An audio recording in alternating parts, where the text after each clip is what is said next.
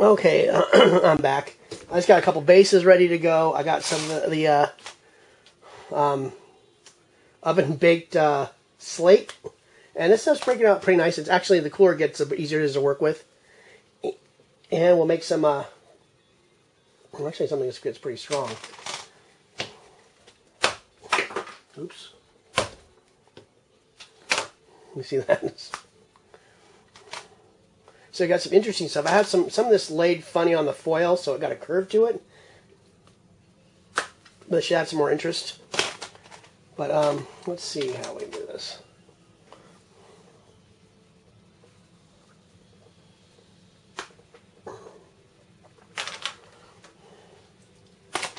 So let's start with a little base right now. And also I've taken got this little knife here. You can take this, carefully get between the the layers, and you can split it up. That looks pretty cool. That'd be nice right on that 40 millimeter base like that. Let's try that. Got my PVA over here. Let's see, can you see that? My PVA and rubbing alcohol mixture to get this glued together and dry a little quicker.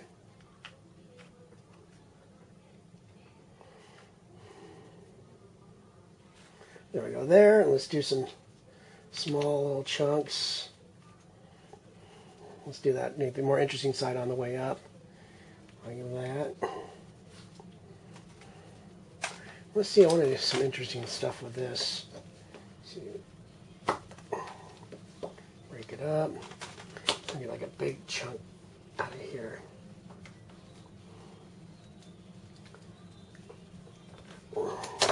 Try to score it a little bit.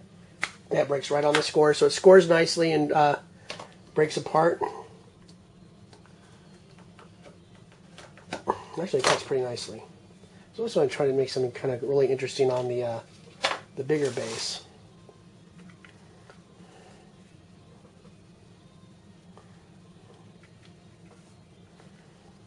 And we're going to put some sand and some pebbles on this too to get it to go together. Let's hope this PVA holds. It might be, might not work.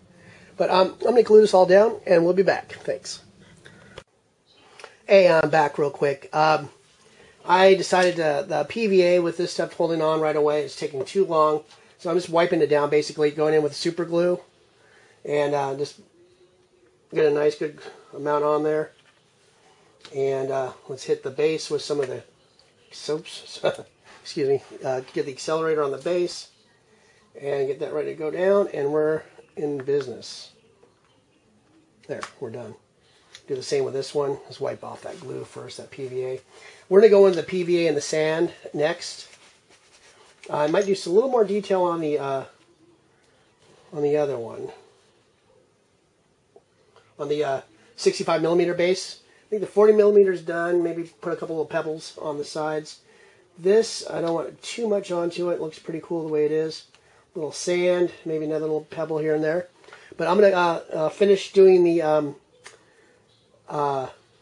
Slate work right now, then I'll be back. Hey, I'm back real quick. Here's the 65, the 40, and the 25. I think that's enough. I'm going to put some sand in there, add some more interest to it. I have these kind of set at a vertical angle to give it more like more of an alien look to it. And these are just kind of standard, like looks like broken slate. And I'm going to come back and sand it and pebble it, and we'll go from there. Hey, I'm back. Also, I'd like to give credit where credit is due on this idea. This is obviously I didn't come up with this on my own. I said earlier in the series that I got it from Cool Mini or Not, and the gentleman or the person who has the article on the site is named Temperance. I will put the name up somewhere on the video while you're watching this. And I haven't looked at their painting or anything yet, but this was a really cool idea how they did it. I think they did it at a smaller scale, like 2 little balls. I kind of went and have enough slate to probably base an army right now. But and another, that was only half a batch, so that's crazy. So you don't need to do a lot of it. But do one batch like that, and you're set for a while. So you see how I'm just putting that PVA alcohol mixture on.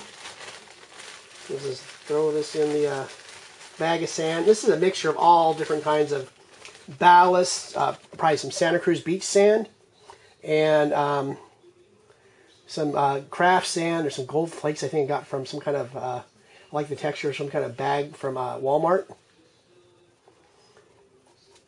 And let's get a brush in here. Let's get one of those flat-edge brushes to clean the slate off.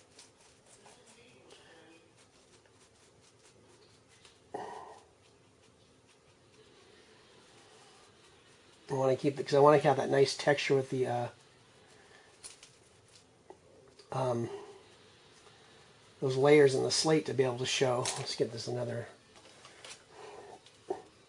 Do another little, a couple of little spots didn't get hit. This might be a little too loose of a mixture, but it'll dry nice and fast. And also, I'm going to layer it again straight over the sand after this particular layer dries.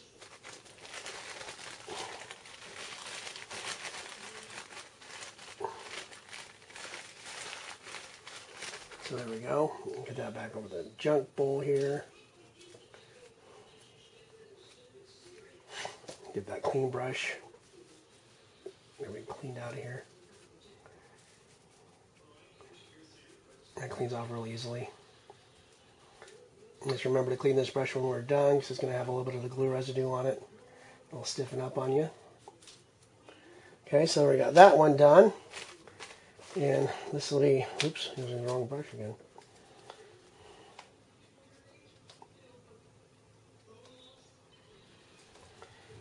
Nice little, just keep nice little textures all around the base.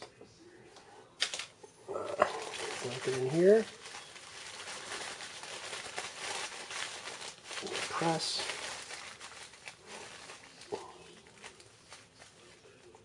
Okay.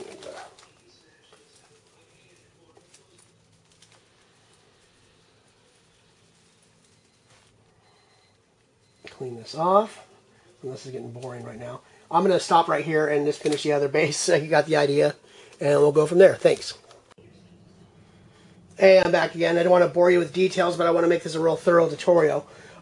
Here's the bases. They're sanded. They look funky right now, but they're going to be, let them dry a little bit. Then I'm going to hit them again with the PVA alcohol mix again to seal it in nice and make it nice sturdy. Then we'll take them down in the garage and hit them with some black primer, and then we'll paint them up from there. Well, thanks for hanging in there, and I'll be back. Back again. You can see I just flooded the bases with some of that PVA and rubbing alcohol mixture, so that'll hopefully get a good nice seal on the sand on there, so you have an extra layer of protection of bumping or whatever when we hit it with the primer. I'm not sure if I'm going to hit it with a spray can primer. I got the Vallejo primer I can run through the Patriot 105. I'll determine that later. I based them with some poster tack up on these little dowels to hold them so it'll be easy to paint. And we'll be back. Thanks. Hey, I'm back. You can hear the compressor run in the background. Sorry about that. I got the Patriot 105 ready to go.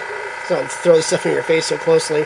And I'm just using some Vallejo surface primer. Shake that up. I ran a little bit of the alcohol water solution through the airbrush first to loosen up a little bit and get it flowing. Get this all ready to go. Let's get a paper towel, or just get my rag. Get that famous t-shirt from that one black paint explosion we had the other day. And here we go. Those things are all dry. Got the 2 coats of the rubbing alcohol PVA mixture. And we're just going to hit it with some primer. It's as easy as that. Real simple. I'm running the, this is a little thicker medium to work with, so I'm running this at 30 pounds.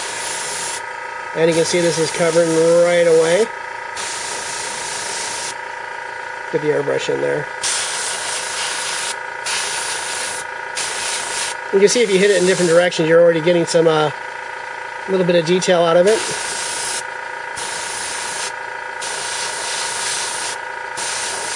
Make sure we get the rim of the base. We're going to paint that too.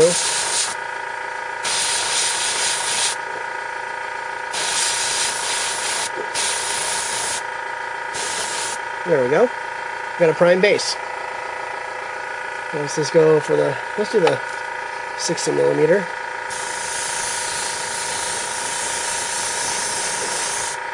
It's so nice when you get a airbrush, play with it, and you'll get used to the pressures and like, you know, the magic mixtures everyone talks about for thinning your paint.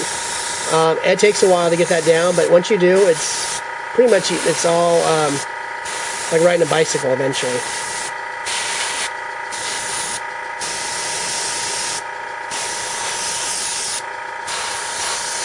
Remember, get this rim is kind of got a black rim, so it's going to hit it a little bit harder. I know you don't need a lot of primer on this on the rim, but